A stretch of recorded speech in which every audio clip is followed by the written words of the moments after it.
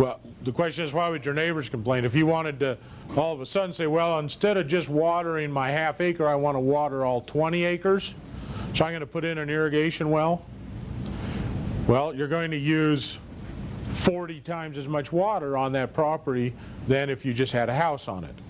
What's that going to do to the water table? What's that going to do to the overall supply in the area? That's the fear. And in this valley, we know we have mined this valley to its maximum. There isn't a lot of extra water out there. There's water for all the little half-acre lawns, but there isn't water for all these 20-acre patches of pasture and orchard and onion fields and so on. So they're not granting any more irrigation permits in the area because we've pretty well mined this area to the max, both surface water and groundwater. Isn't it about $40 a foot drill around there? Well, the question was the cost of a well, to put a well in the ground. Bob says it's about 40 bucks a foot, yeah, for a small well. If you're putting in a 6-inch casing, that's probably about the ballpark, about $40 a foot. So it's not cheap to put in your water supply. You know, the average well in this valley for the homeowner is about 150 feet. So if you're at 40 bucks a foot, 150 foot down, you got yourself $6,000 into a well. That's a little high. I don't think it's quite that much here in the valley, but it's not far off, yeah. Then if you don't hit water once you drill it, that's a really expensive post hole, isn't it? There are throughout the valley a number of test wells.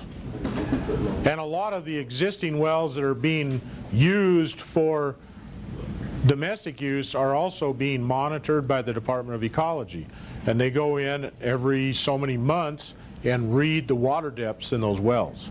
And they're monitoring year to year to year to year to year to find out what's happening to the water table profile in the valley. And then they compare it to the hydrological data that is as far as the total precipitation for the year, snowfall and rainfall. And so they're taking the hydrology of the area and comparing it with the water table and seeing how it rises and falls, and also knowing the consumption of water that's being pumped out of each of those wells. And we can tell approximately how much water is being pumped on a yearly basis by just looking at the power bill and looking at how many kilowatt hours have been used in energy, and we can compute the number of gallons a minute we pumped by knowing the number of kilowatt hours. There's a direct relationship at every well site to the flow versus the kilowatt hours used.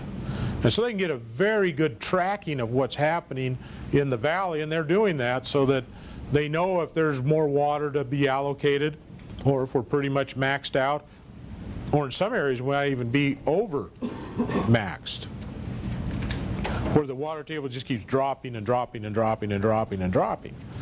Then you got a real problem. And that has happened up around Ritzville. An awful lot of deep wells were put in between Ritzville and Moses Lake and in and around that part of the country, and even south of Moses Lake and the Black Sands area. And they started pumping those wells, and those were all, they're putting center pivots out there. So each pivot was pumping about 1,000 gallons a minute. They're running about 2,000 hours a year. And they started pulling so much water out that the water table just started to dive downward. There was no way it could recharge as fast as it was being taken out. So they had to go in and they had to reallocate those wells, and they had to shut a whole bunch of them down.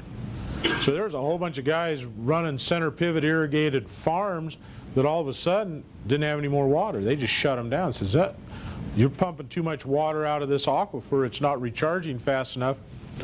The first guys that had their wells got to keep them, and the last guys to drill, they had to shut them down. Now that doesn't cut mustard with the farm community too well, but you know, all they do is go throw the breaker on the power line and it shuts her down. So it's real easy for them to control it. At the state level, they just turn off the power. Now, it is possible a guy could take a diesel engine in there and drive it with a diesel pump, but you know, the neighbors then are monitoring them real close, because those that do have water rights don't want to, that are still using their wells, they don't want the neighbor to be screwing up their well. And so it's a self-regulated industry real well. Same with all these surface streams and the water rights on the surface streams. The neighbors monitor what's happening, because if they're not getting their water and they have a better water right than the other guy, well, I tell you what, he'll be making the phone call. Says, I want my share, and you make sure I get it, otherwise we're going to have to call in the sheriff. And that does happen sometimes.